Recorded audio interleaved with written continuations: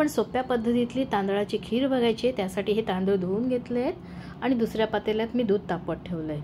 आता धुतलेले तांदूळ आपण यामध्ये मिक्स करून घेऊया आणि हे सतत ढवळत राहायचे, नाहीतर तांदूळ तळाशी चिकटतात। जसा भात तयार होईल तसा थोडेसे भात आपण बाजूला काढून घ्यायचा आहे आणि मिक्सरला लावायचं आहे। आणि ही तयार झालेली पेस्ट आहे ती आपण ह्या खिरीमध्ये मिक्स करून घ्यायची आहे। त्यामुळे आपली खीर दाटसर पण होणार आणि चवही लागणार त्याची छान।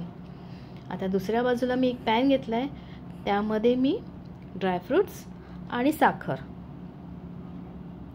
हे मंद आचेवर आपण गरम करायचं आहे, कारण आपल्याला आता कॅरेमल तयार करायचं आहे। सतत ढवळत राहायचं आहे।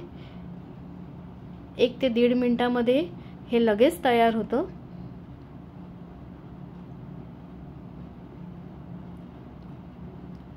आता साखरेला पाणी सुटलंय आणि आपलं कॅरेमल पण तयार झालेलं आहे आता।